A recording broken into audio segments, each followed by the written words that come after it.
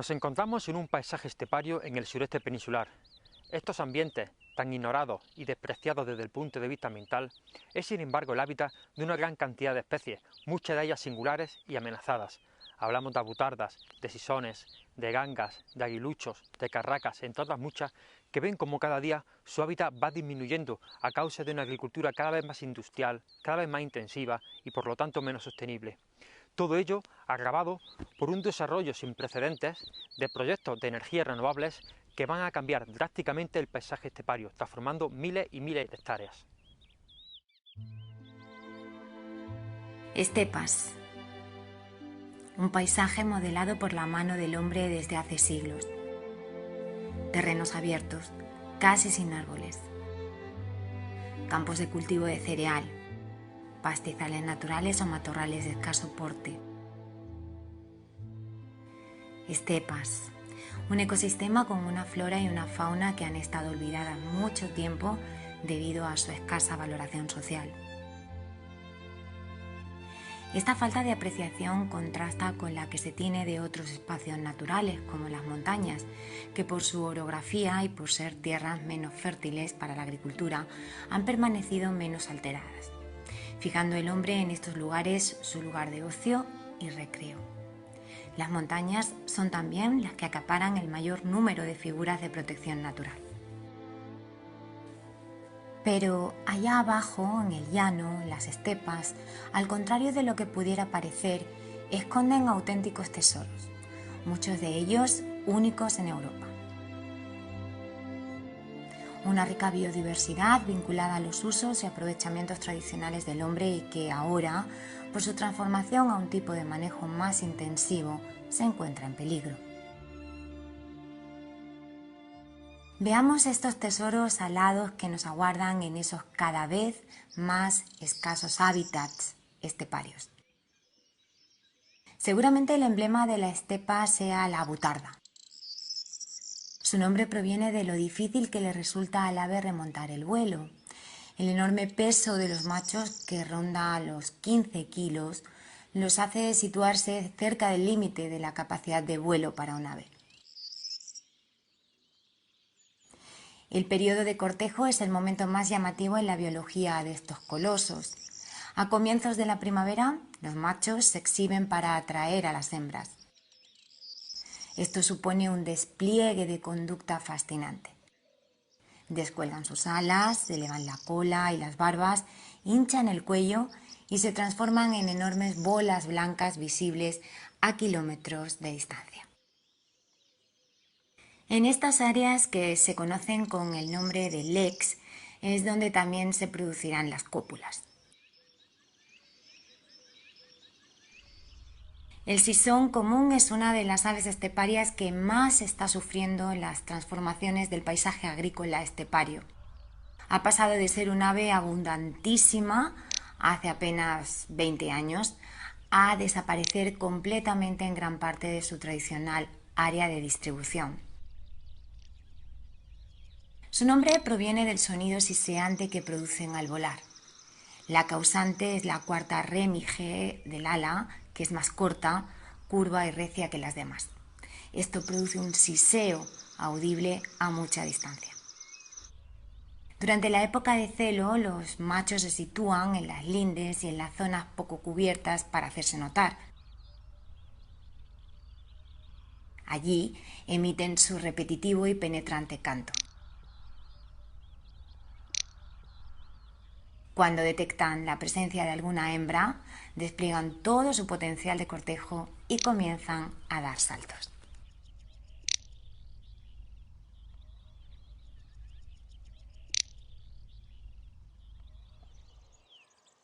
La ganga ortega, conocida también con el nombre de churra, por el canto que emiten en vuelo, es una de las aves más singulares de los medios esteparios. Las ortegas parecen estar diseñadas para vivir en los desiertos. Son capaces de soportar las más altas temperaturas durante los meses de verano. Como adaptación, poseen una cámara de aire en la parte inferior del abdomen para no abrasarse mientras permanecen incubando sobre la tierra desnuda. El plumaje ventral de los machos está adaptado para absorber el agua de los bebederos que visitan todos los días. De esta forma son capaces de transportarla en vuelo durante decenas de kilómetros para dársela de beber a sus pollos. La preciosa ganga ibérica, pariente cercano de la ortega, recibe igualmente su nombre por el canto que emiten al volar. Tienen las mismas adaptaciones que aquella para soportar las temperaturas más extremas en los meses del estío. Una de las aves esteparias más miméticas es el alcaraván. A esta ave zancuda solo la delatan sus grandes ojos amarillos y su peculiar canto crepuscular y nocturno. Durante el periodo reproductor, los alcaravanes se muestran muy activos durante el día en busca de insectos con los que alimentar a sus pollos. Pero fuera de este periodo se vuelven nocturnos, comenzando su actividad al atardecer. La alondra ricotí es una de las joyas exclusivas de las estepas de matorral. De hábitos muy discretos, prefiere caminar antes que volar. Su nombre proviene de su peculiar canto que emiten durante un periodo concreto del año y, al contrario que el resto de las aves de similar aspecto, esta alondra comienza a cantar a la caída del sol. Pero dependiendo de la época del año también acuden otras especies a la península ibérica desde otras latitudes, bien para reproducirse o bien para pasar el invierno. De la región subsahariana nos visita cada primavera el aguilucho cenizo. Esta rapaz, como la mayoría de las aves esteparias, nidifica en el suelo entre el cereal. El paso de las máquinas cosechadoras, cuando se encuentran en plena crianza, supone una gran amenaza para su conservación. También el cernícalo primilla y la carraca europea llegan a la península intentando encontrar lugares donde reproducirse. Ambas especies instalan sus nidos en oquedades de construcciones o en cortados. La tendencia poblacional de estas especies es francamente regresiva, entre otras razones porque su alimentación está basada en insectos que cada vez les resultan más difíciles de encontrar debido al uso masivo de insecticidas.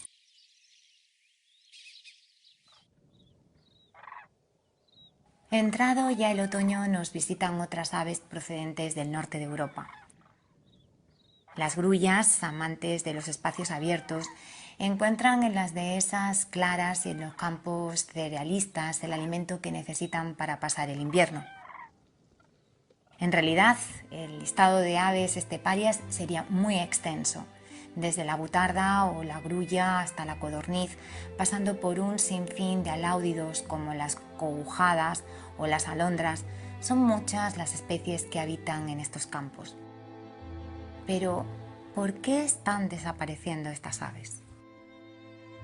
En primer lugar, porque los cultivos de cereales de secano están siendo sustituidos drásticamente por otros cultivos más rentables como el olivo, el almendro o el pistacho. Además, su manejo, cada vez más intensivo, empobrece el medio agrario desde el punto de vista de la biodiversidad. El cultivo del cereal es un generador de biodiversidad. Es la base de este agroecosistema. Es el primer eslabón de la cadena trófica, por tanto dependen de él muchas especies. Para algunas de ellas este cultivo es imprescindible para su conservación. El cultivo del cereal no es valorado. Lleva décadas siendo maltratado. Entonces, con este panorama es lógico pensar que el cultivo vaya a menos. Ten en cuenta que los precios en el mercado hasta hace nada han sido los mismos de hace 35 años. En la PAC tampoco es valorado. Un derecho de una región cerealista tiene un valor muy inferior a un derecho de una región olivarera. Todos los cultivos que yo conozco tienen acceso al régimen de pago básico, pero además algunos cultivos gozan de una línea de ayuda asociadas, como por ejemplo el cultivo del almendro, cosa que no tiene el cultivo del cereal. En lo que son las líneas de desarrollo rural, tampoco hay una línea de ayuda atractiva en el caso del cultivo del cereal, como por ejemplo la tiene el cultivo del olivar. Esta delicada situación para las aves esteparias se ve agravada además por el uso indiscriminado de químicos e insecticidas en los cultivos. No es raro ver los campos en barbecho con su flora arvense, es decir, esas plantas que nacen de forma espontánea y que se suelen conocer como malas hierbas, completamente secos, muertos en plena primavera por la aplicación de herbicidas. Esta flora natural de los barbechos es esencial, como sabemos, para la biodiversidad. Sin estas plantas tampoco hay insectos. El Plan Nacional Integrado de Energía y Clima prevé una reducción importante de las emisiones de CO2 a la atmósfera. Las llamadas energías renovables, la fotovoltaica y la eólica, juegan un papel muy importante para conseguir este objetivo. Sin embargo, una falta de planificación seria y sostenible está dando lugar a que miles de hectáreas de terreno estepario se transformen en suelo industrial para la instalación de estas infraestructuras. Las renovables ocupan una gran extensión de terreno y lo modifican profundamente, de manera que acaba siendo inservible para las aves esteparias. No significa que no se puedan construir plantas de renovables, significa que se tiene que elegir muy bien el terreno y ser consciente de que el terreno que ocupan es inservible para muchas especies esteparias. Tiene que hacer una planificación seria y en esa planificación tiene que tener en cuenta que en las zonas que son adecuadas para las renovables son también muy importantes para aves esteparias y para otros organismos propios de este medio. Tienen que tener en cuenta qué áreas son importantes para las aves esteparias, para los organismos de zonas áridas y semiáridas.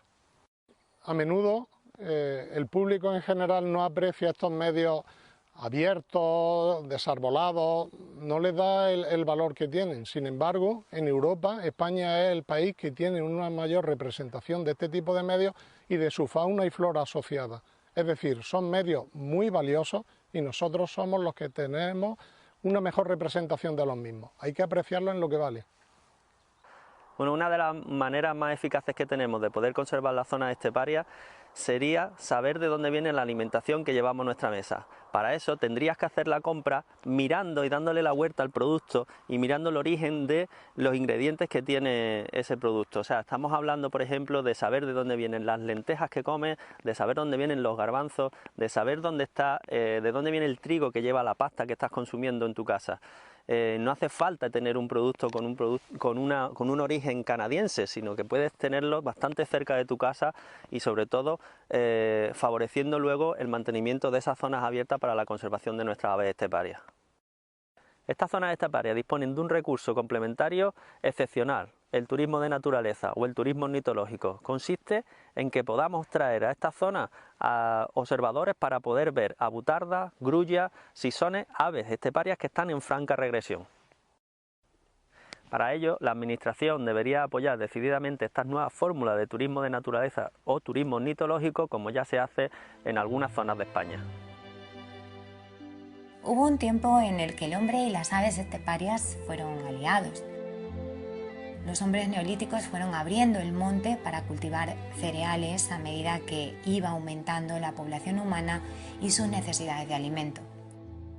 Así, las aves de la estepa se fueron extendiendo. Ellas se encargaban de mantener a raya a los insectos que pudieran perjudicar a las cosechas. Pero hoy el hombre ha roto su vieja alianza con las aves esteparias y está convirtiendo sus campos en una industria intensiva. Una industria en la que no tienen cabida otras plantas, no tienen cabida los insectos y no tienen cabida las aves. La presencia de las aves esteparias debería ser el orgullo y la garantía de que tenemos un medio rural sostenible, porque ellas son parte esencial del entramado ecológico y de nuestra propia cultura. Las administraciones públicas, que tienen la responsabilidad y la obligación de velar por la conservación de nuestro patrimonio natural, deben reaccionar e implementar cuanto antes las políticas necesarias para que las aves esteparias dejen de estar abocadas a la extinción y al olvido.